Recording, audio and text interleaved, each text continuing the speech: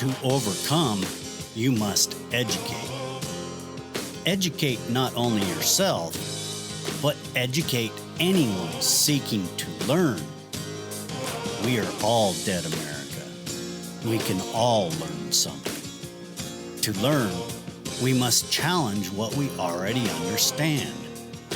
The way we do that is through conversation. Sometimes we have conversations with others. However, some of the best conversations happen with ourselves. Reach out and challenge yourself.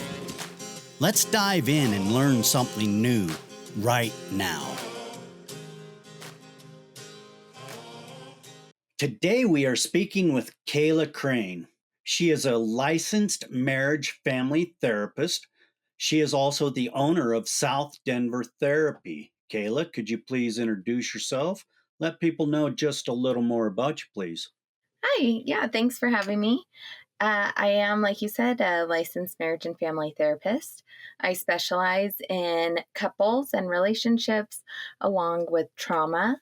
I'm trained in a specific trauma modality known as EMDR, and I use that with individuals and sometimes with couples. I really want to dive deep into what you think about the divorce rate and what do you think is the leading cause of this high rate of divorce in couples? Yeah, I mean, uh, it is a high rate these days. It is fairly common, unfortunately. And what I see is that a lot of times relationships can be saved, even when people think that they can't be. Um, but it takes finding some help and some resources. Couples therapy really can work, it can be really effective. Um, it's communication is what people think of when they think of relationship issues, and that's a part of it. But really getting to like the underlying meaning of the conflict or what your partner is trying to communicate, I think that's a skill that you can learn in couples therapy, but it doesn't come naturally. And so I think unless you have that, you are taught to do that, then that's where relationships, I think, fail sometimes, when the partners don't have those skills to really understand what their partner is looking for or what they're needing, those underlying issues that are kind of masked by the surface level fights. I like that. It takes time to build a relationship. When we jump into a relationship, we don't have an owner's manual. We're going off of hearsay and what everybody else tells us and what we think. And when we get into it, it's nothing like that at all. And it's shocking and alarming to a lot of people. So I find that there's always patterns or cycles to arguments that lead to separation. Uh, What's your take on that? Do you actually find patterns and cycles repeating themselves over and over? Oh, absolutely. Every couple has a cycle or a dance, as people sometimes call it. Um, and that's kind of their communication pattern. And so that's where the communication piece is important, is to be able to work with those cycles. But so for example, one of the most common cycles that we see is called the pursuer withdrawer, or sometimes people say distancer um, dynamic. And so this is the dynamic in my marriage. I'm the pursuer and my husband's the distancer.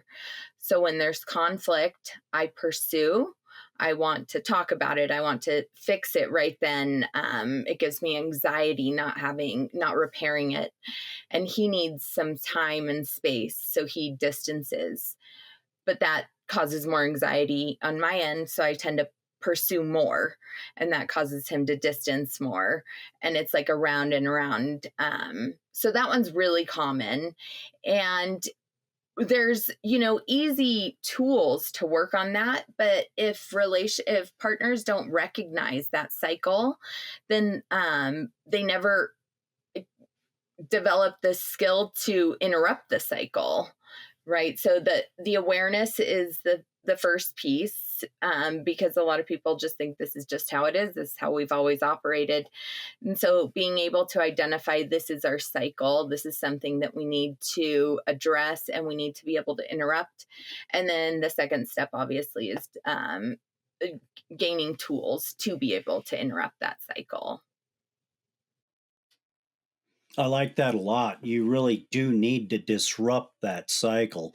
I lived for, heck, at least 35 years with that repetitive cycle and trying to ignore it. And that's really insane to think about. But once you figure out, yes, this is a cycle, when you slow your mind down out of the argument phase and you identify, wow, we've been here so many times before. Why is this happening? Then we can actually start saying, hey, wait, can we not do this again? And I really think that is the start, identifying those cycles, those patterns, and then disrupting them, like you just said. It's very interesting. Yeah. It if you if you don't develop that ability to interrupt the cycle, both partners usually just end up, kind of giving up a little bit, and and they don't often come back to what's the problem, what are we trying to solve here. The focus kind of shifts to that cycle, right? And then both partners kind of give up or whatever it is, but they don't come back to the conflict. And so then the next time there's a conflict, that last one kind of gets piled on there. And then I hear that a lot. People say, every time we fight, all the past issues come back. Well, that's because they weren't ever addressed. Yes, that's key. I like that a lot. You know, coming from a family of divorce, my everyone in my family got divorced. Out of 8 siblings, I'm the only one that has made it to the level I have achieved in my relationship. And that has not been easy because all of the baggage that I packed with me from all of the experiences I've witnessed from my parents, my aunts, my uncles, my own siblings, and it's really about taking that maturity step and saying it's up to me to grow a relationship to my standards, not somebody else's standards. And that's that baggage that we often pack. We're like expected to be this way. I don't want to be a divorced person, and it doesn't appeal to me. So really stepping up and taking the responsibility is key, and it's very hard to do when you come from a background of broken relationship. Right. And that's a really good point, is that we all have baggage. We all have, every single person has childhood trauma. There's just kind of no way around it. And that part is so important because almost all of our maladaptive behaviors go back to childhood. And so that's where I say, like, communication's important, but that's how you address those underlying causes and the underlying meanings, is taking a look back to your childhood and where you develop these you today they're maladaptive behaviors. When we were children, we developed them to protect ourselves, and they were actually adaptive then. However, now we're adults, we have resources that we didn't have as children, and we can respond, in a healthier way. So, for example, if somebody has a parent that was scary, maybe they have a maybe as a child they would go and kind of withdraw. They would go to their room and be quiet or shut down.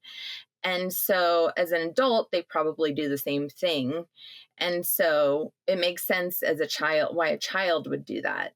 However, an adult has more communication tools. They can protect themselves. They've got all different kinds of resources where they don't necessarily need to withdraw and shut down. But again, without that recognition that I'm using a maladaptive behavior here, um, you can't stop it, right? Because a lot of people just go along thinking this is just how I am, this is just what I do.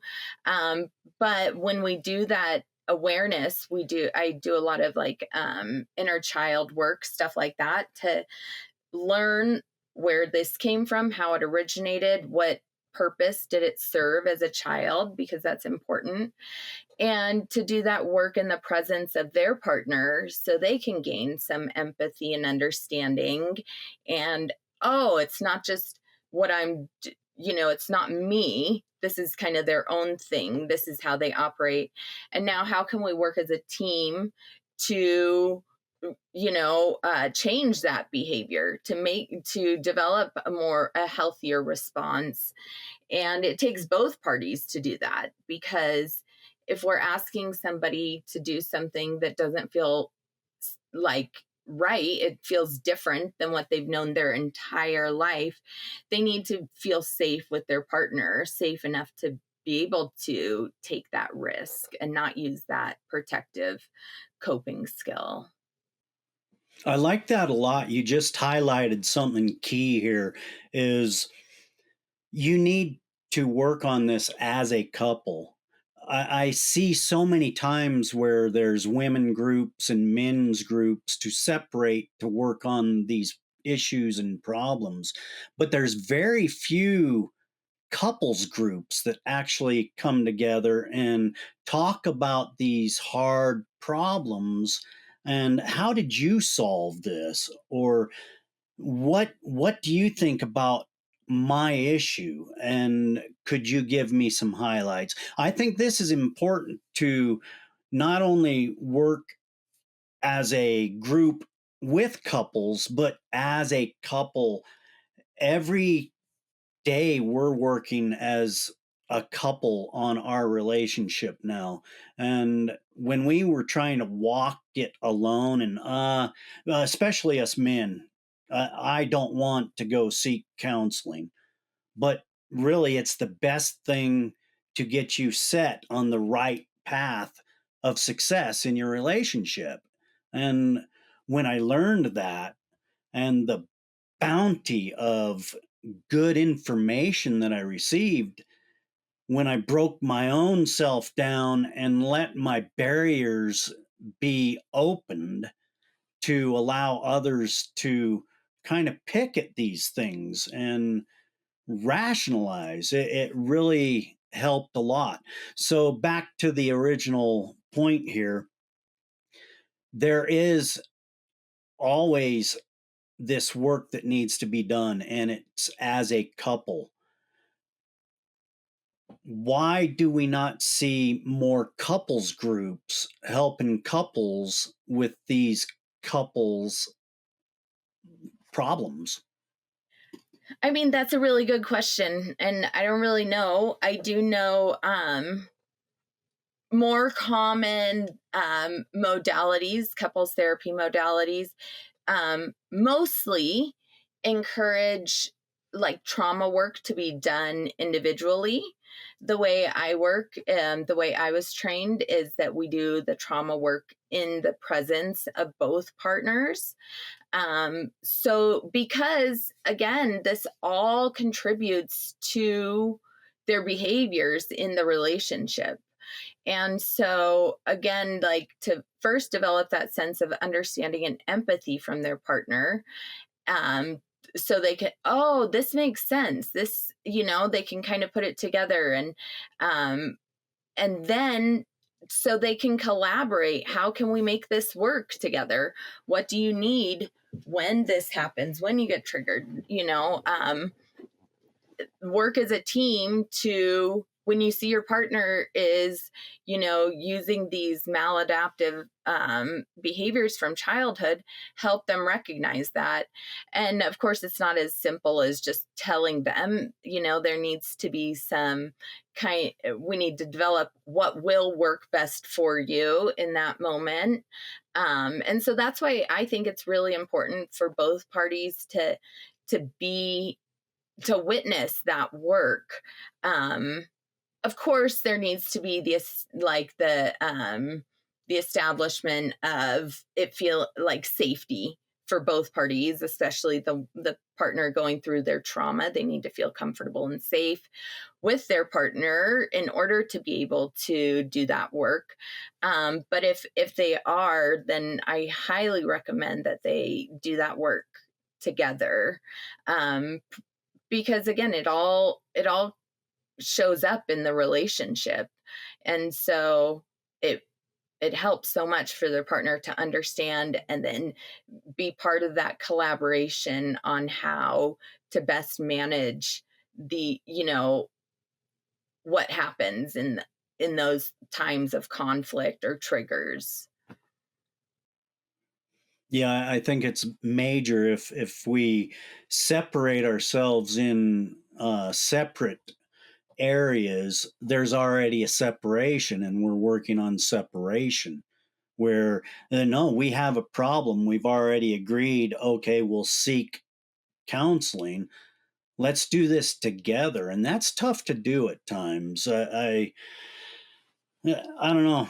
So when people get mad, they separate, and I really think that's embedded in our society now, where we get mad and then we don't want to have any communication. We break off ties. And I think this is destructive in so many ways because communication is the core of all relationship, business, personal, or whatever. It's a social arrangement that needs to happen. What's your thoughts on that? I think you're right. I think what happens is when people do that, when they I think it's just they feel hopeless or they don't know what to do and they kind of feel stuck. Where do we go from here? We're not making progress. It's just, we're both getting frustrated. And so just kind of give up. I don't even want to deal with this because we're not taught this in school. Like you said, there's no instruction manual. A lot of us, it wasn't modeled to us by our parents how to communicate in a healthy way. It really requires getting educated and learning how to do it.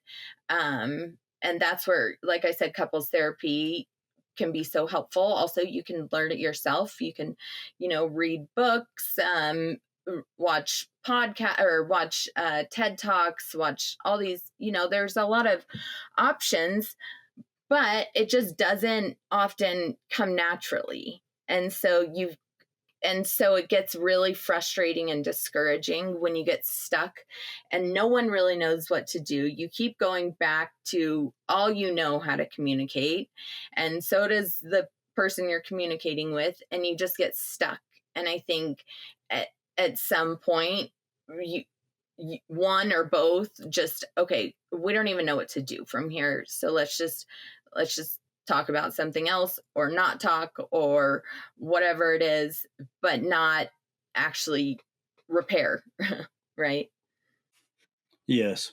Yeah, many years ago, back in the early 80s, my wife and we sought counseling for the first time, and we ran across a counselor that introduced us to Gary Smalley, and he introduced us to the idea that men and women are different, and we think different, we act different. And with that, going forward, building a relationship, you've got to realize when you come in together, you're different. Your habits are different. You are going to annoy each other. And that first part of the relationship, getting to know each other's habits and all of that, can be very, very tender, if you will, because nobody wants to offend each other. And I feel that you should offend each other early and get it out of the way. I think you should know who you're living with. Uh, You don't like my toothbrush this way. I want to know that so we can work together to alter our patterns to come together. And I think a lot of us, we have these different ideas of what we want our relationship to be like.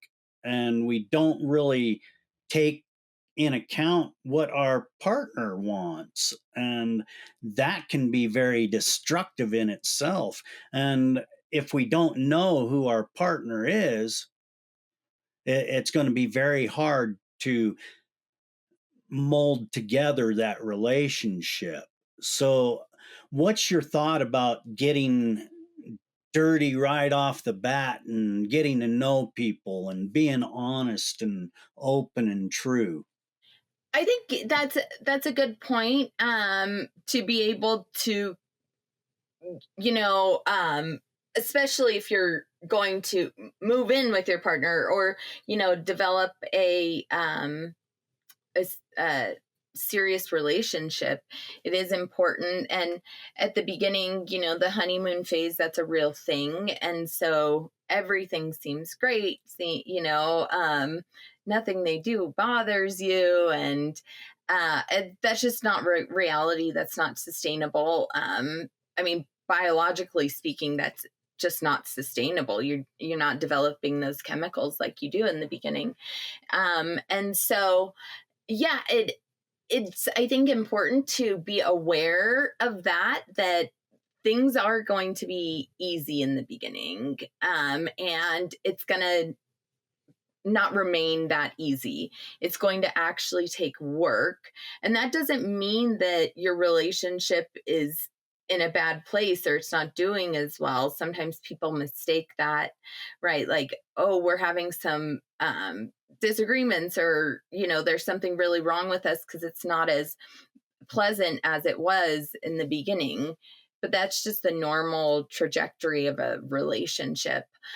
So I think having that kind of awareness and acceptance that it's going to change, it's going to get harder. And I have people that come in, right at the beginning of their, like, that transition into a more serious relationship, um, just to be proactive and develop the skills and the tools that they're going to need to be successful in the relationship. I don't often have those people, but I do sometimes. And it really kind of sets them up for success, because you I always tell couples, even after, we finish our time together and hopefully, you're on a better track, things are all, working out great, you're going to hit another rough patch. Like, it's unrealistic to think that you're not going to.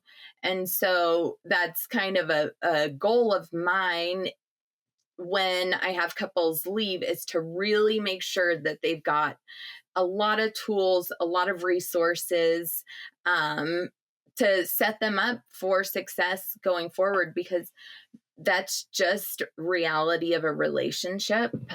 There's going to be conflict.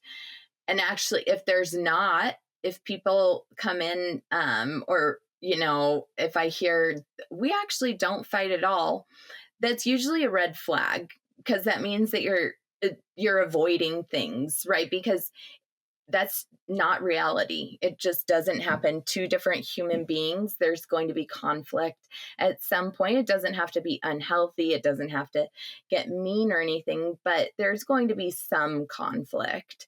And if there's not, there's a strong possibility that it's just being avoided or ignored. So the goal is to learn how to have conflict in a healthy, productive way.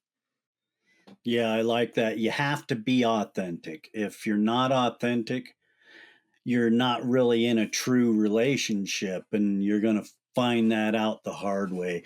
So I like that there are ways to help young couples get through this process in the beginning, because I highly recommend just go and get counsel. If you're really serious about being together, there's a reason you feel that way.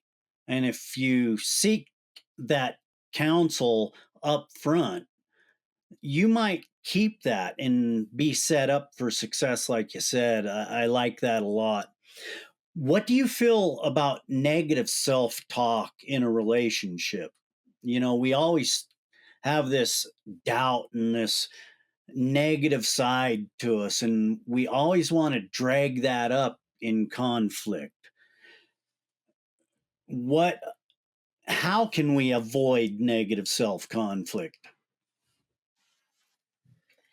So, yeah, that's a good point. A lot of people do that. And that is, so that's goes back to, again, it goes back to childhood. In childhood, we develop n- like negative beliefs about ourselves, right? And that's usually where we see the negative self talk. And so, if somebody's negative belief is, I can't do, or I don't deserve love. That's a very common negative core belief. And so if that's their core belief, um then most of the conflict, that's like going to be that deeper meaning, is they're going to pull out of it that negative core belief. And so if my core belief is I don't believe I'm worthy of love, when there's conflict with my partner, that's going to be the underlying thing that I go to is, oh, you're mad at me that I didn't call when I was supposed to call you. That I just don't deserve your love, right? That's what that person's going to often go to. If somebody's core belief is I'm going to be left, right? It's something with abandonment, then the same thing that the same conflict, oh, you didn't call, I'm going to take that from that, oh, you're going to leave me, if that makes sense. So that's where the negative self-talk comes in. That's something within yourself, right? That's not what, even though it feels like your partner is telling you you're not worthy of love or you're going to be abandoned, that's what you're coming up with. And so, again, that's good work that you can do in your couples session in the presence of both parties. So your partner can get some awareness of, oh, this is what they're taking from our conflict. And we can use that once we can develop what that negative self talk is. We can kind of collaborate on a plan of going forward, what their partner can say to help them with that. And so if they know that their partner is going to, their negative belief is, I'm going to be left during conflict, then we can, maybe their partner says, I love you, I'm not going to leave you, and I'm really mad that you didn't call, or something like that. They can come up together with what would feel right to help prevent their partner going into that place or pull them out of that place. I like that a lot. So, resources is big. When we get into counseling, Couples, they tend to think that, well, I'll go there once a week and that will be the time. No, that's a 24/7 job. Once you step into the role of accepting counseling, that's where the work begins. Then you have to put the time in. My wife and I now, we are always setting aside time for us to learn together.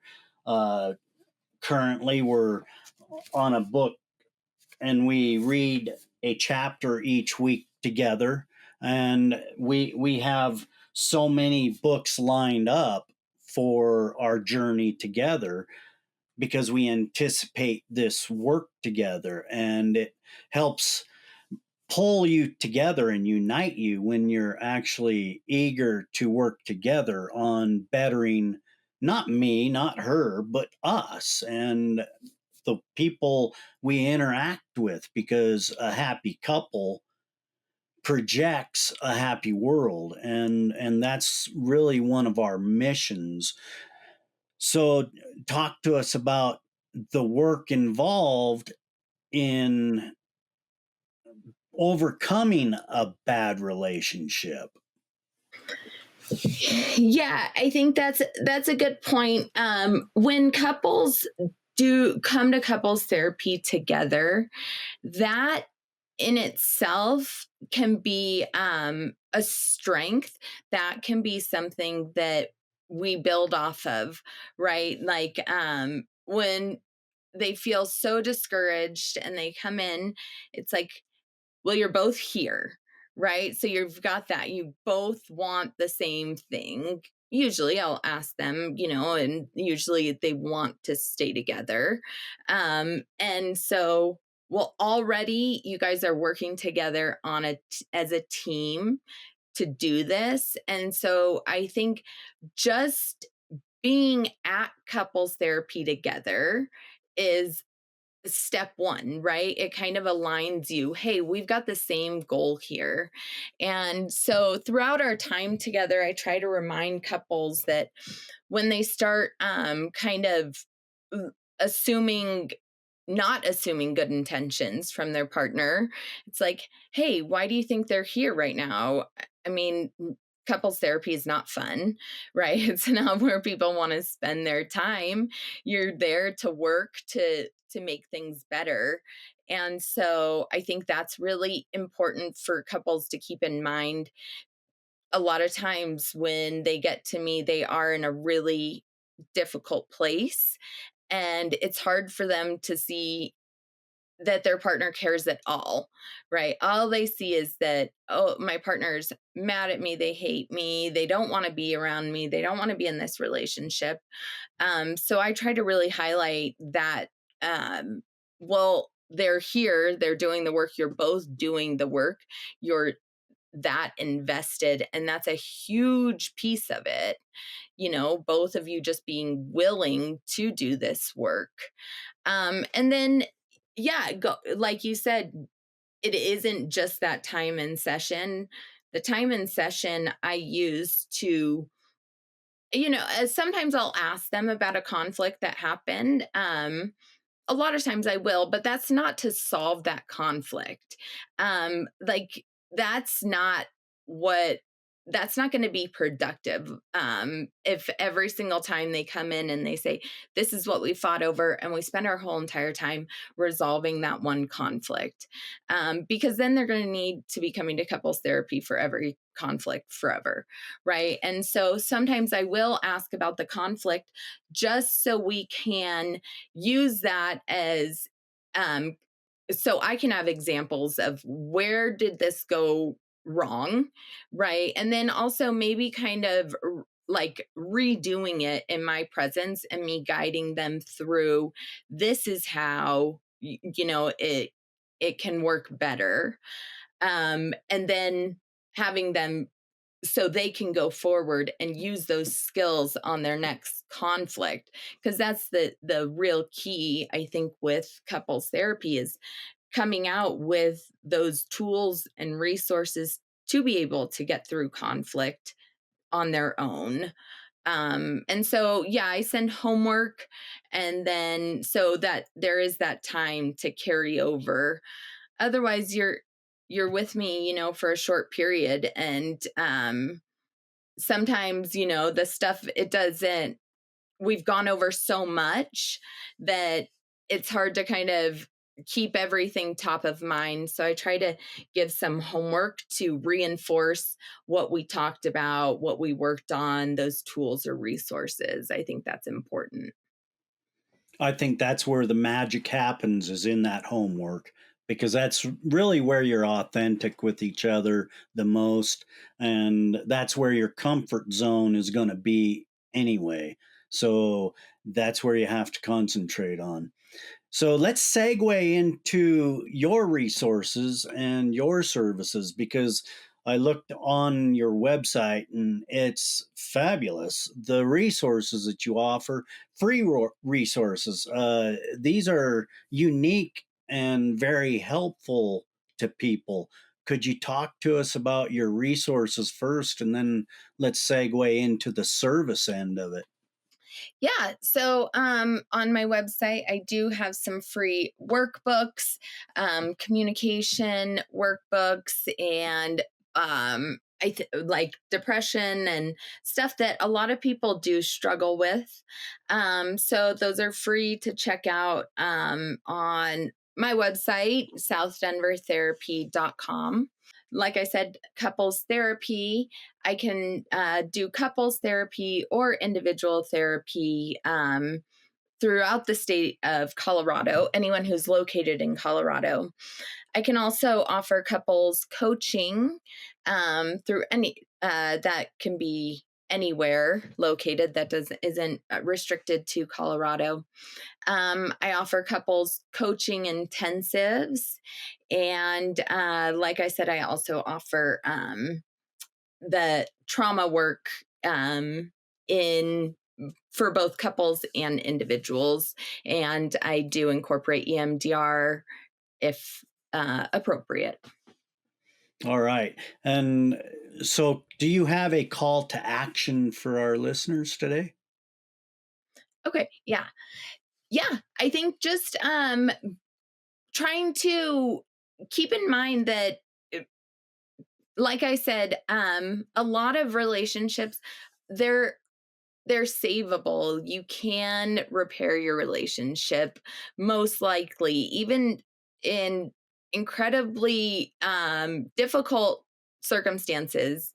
You'd be surprised at um, how much can be repaired. And so keeping that in mind that there are resources for to help you in your relationship, to help you and your partner. Like I said, couples therapy can really work. Finding a really good couples therapist can be helpful. Ask your friends for referrals. More people than you know actually do go to therapy. You'd be surprised. And, if you also just check out some books, some reading, and that's a really good place to get started on learning some tools that you can take into your relationship and use those also. So I think those are a good couple places to start if you're struggling in your relationship. And even if you're not, like I said, even just a few books or a few sessions with a therapist can really help you out, give you some tools for when you do hit those rough patches. And again, trying to get your partner on board. And so you guys can do it as a team and you can both be equally invested. And again, keeping in mind that it's probably fixable. I like it a lot. Kayla, it's been a delight speaking with you. How can people reach out and how can people find you, locate you, and interact with you? Yeah. So I can be found on Facebook and Instagram at South Denver Therapy. Again, my website is www.southdenvertherapy.com. And yeah, you can reach out to me through any of those. All right. Kayla, it's fascinating how much knowledge you have about relationship.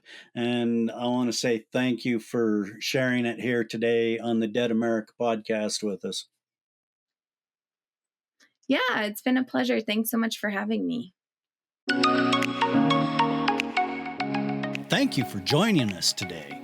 If you found this podcast enlightening, entertaining, educational in any way, please share, like, subscribe, and join us right back here next week for another great episode of the Dead America podcast. I'm Ed Waters, your host. Enjoy your afternoon, wherever you might be.